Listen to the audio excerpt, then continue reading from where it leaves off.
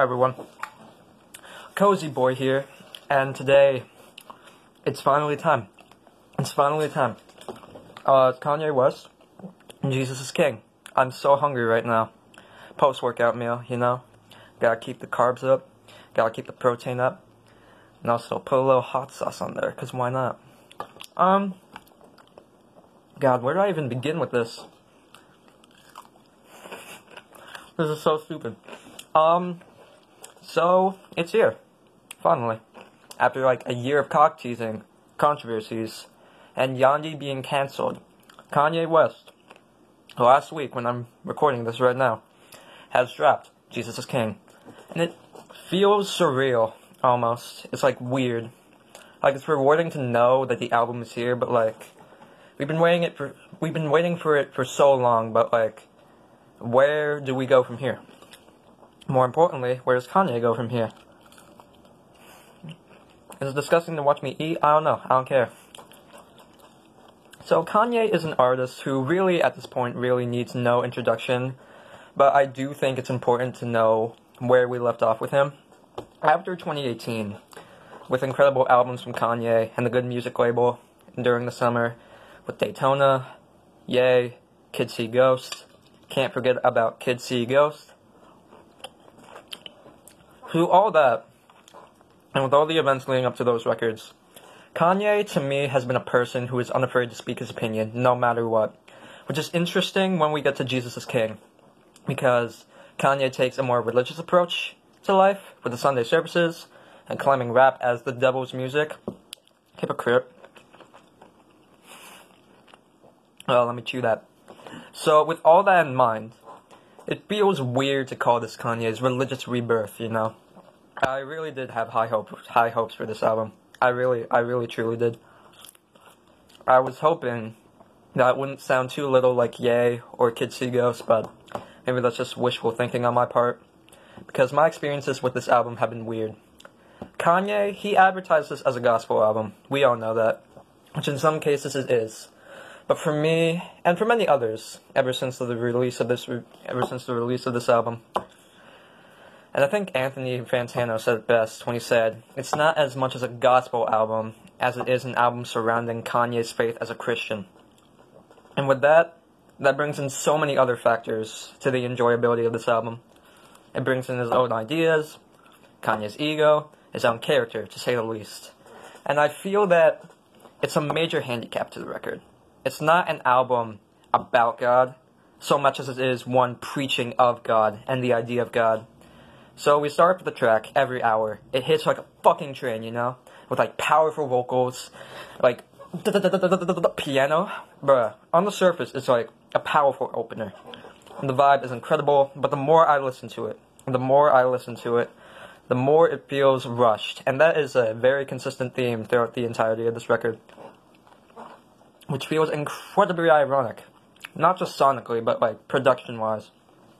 It feels like I've been transported to a song that feels like it's been playing for at least a minute. At least a minute. I just feel like I'm being like thrown into a highway, and I'm trying to catch a ball, and my parents are like, yo, go get that ball, bro. I'm trying like to get hit by a car. That's the vibe I'm getting from this. Sela, shit, my fork. Sela, one of the better tracks off this album. I think the organs, the drums, the choir, and Kanye sounds confident as hell.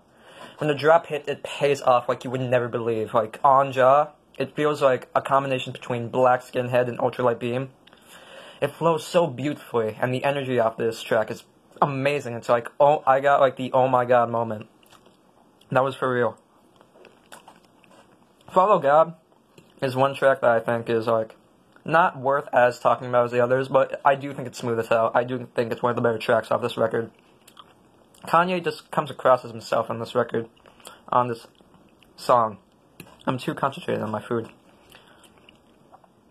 Then we get to Closed on Sunday, which features the infamous You're My Chick-fil-A, number 1 with the lemonade, Put the Gram Away. Fuck you, Kanye, for making that.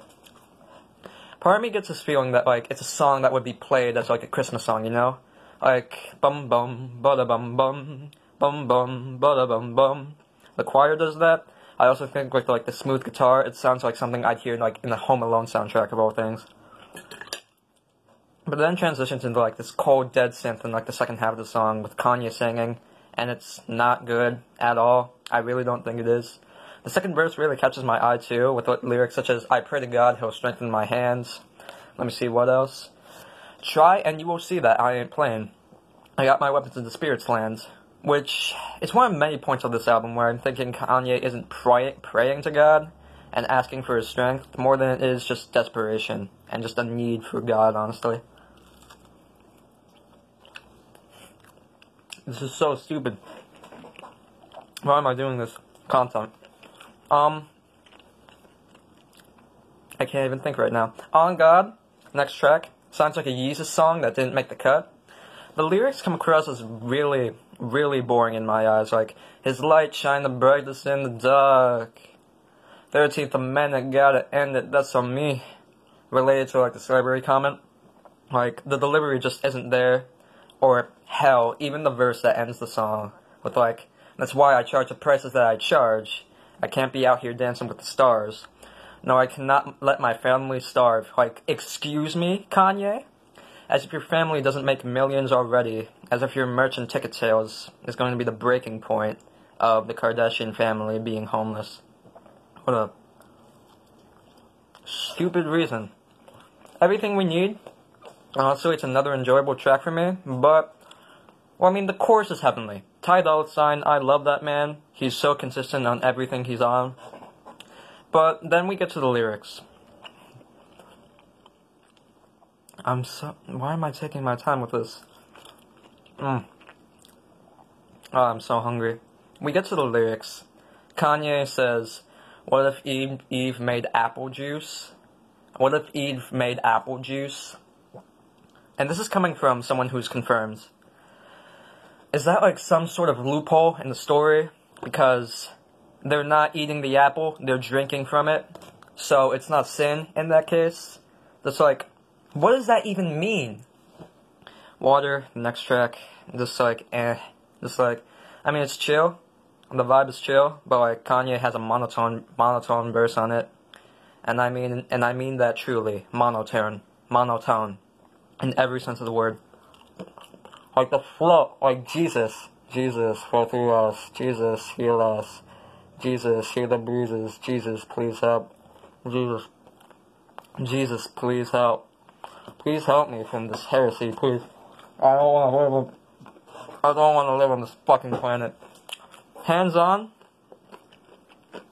I got my hands on. Shitty pun. Hands on, next track. Kanye comes across on this track as confident.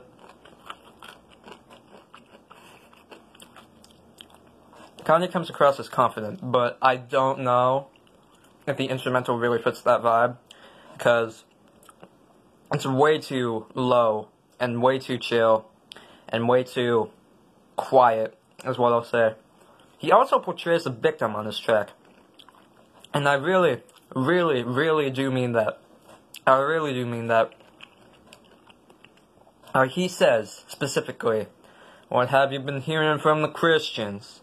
Ask for advice and they diss me. Feeling like nobody loved me. They'll be the first one to judge me. Feeling like nobody loved me. Which actually made me triggered. It made me triggered. Because you portray yourself as a Christian on this album, Kanye. But the lyrics on the majority of this track, on this album, the lyrics, for the most part, they are not very Christian-like at all. They are quite the contrary to what you're saying right now. Especially your actions. Like, why do you think people are judging you in that light? God, it's just like, it's just a little bit hypocritical in my eyes, honestly. Tomato. Use This Gospel, though. It's a fucking great track, actually. It's amazing, actually. I understated it. In this track, I feel Kanye is in his purest form right now, with a real sense of confidence. Pusha T's verse, I love that man, but like the mix is weird on that track, but I still think it's pretty great, honestly. No Mouse is also on this track. No Clips reunion, apparently. This album would be the last thing I would ever see or would ever hear to have a No Quips reunion. And I have no idea why Pusha and No Malice would ever... I have no reason why Pusha and No Malice would ever collaborate again on a track like this. But like, aside from that, the song is good, minus the nitpicks from me. And the saxophone solo is absolutely incredible. Honestly, I do wish this was the ending to the album. God Is, a track that I missed. It just came to mind because I'm so into my food right now. God Is. For me, it sounds like something Bob Seger could have made, honestly.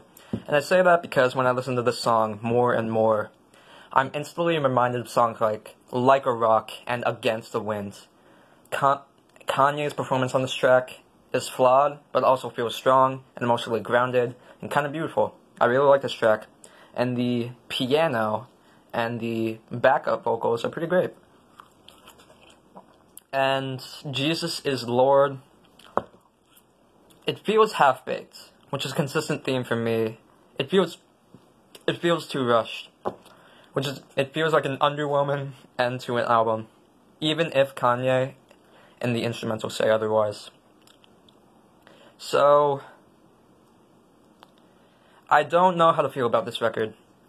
I don't know, I truly and honestly don't, because I'm not viewing this from someone who fully believes in this religion and is dedicated to Christianity, because I'm not. I mean, I've been confirmed, but like, I don't dedicate myself to having faith. If God exists, cool. If he doesn't exist, cool. That's just me. I'm also not viewing this from the perspective of an atheist, or a Kanye hater, or a Kanye stan, because I'm none of those things. I'm simply viewing this album from the perspective of someone who's been waiting for this album, who enjoys Kanye's music, and is a music fan in general. And, honestly, God, like, when I listen to this album, time and time again, I get, like, mixed feelings, and I think that's the case for a lot of people, from what I've seen online, and from what I've heard from, like, friends, and, like, people I know. And for me, Jesus is King is a mixed bag. Truly and honestly it is. Jesus is King is epic in some places, and boring in some other places. The production feels rushed, even though the whole purpose of delaying this album, time and time again, was to fix the mix. For every factor I like about this album, whether it be the vibe of some tracks, or the delivery of some lyrics, or the instrumentals, there is one thing that counters that counters my enjoyability of liking this record. It would be the production, or the lyrics, or the theme, especially the theme and the lyrics. The fact that this is being advertised as like a gospel album, even though it's just Kanye expressing his beliefs and takes on Christianity. Like, that makes, like, what's the point of that? Honestly, it makes me mad. It's like, there are tracks that I love, and tracks I don't care for at all. It's just so disappointing for me. Truly and honestly. And from what I've seen, from news corporations, to reviewers, and to friends, they feel the same way about that. I mean, it's fine while it's on, but I can never see myself ever going back to this album religiously, and fully intending, like, with the mindset of fully intending to listen to this album. And as time goes on, I do truly believe that this will be the moment everybody looks back on, and it will be the moment that Kanye creatively and musically takes a detour for the foreseeable future, and will probably a detour that is not going to end well for him, I think. Because this album, I don't think it's as musically important to Kanye as A Kid See Ghosts, or My Beautiful Dark Twisted Fantasy, or 808s, or especially A College Dropout. And that's kind of upsetting for me, to see one of, like, the most important figures today just do that. Everybody wanted Yandhi, and then Jesus Christ did the laundry, and some part of me really wish he hadn't. I'm feeling a 5 on this thing, and I am going to go finish my meal. I fucking hate you.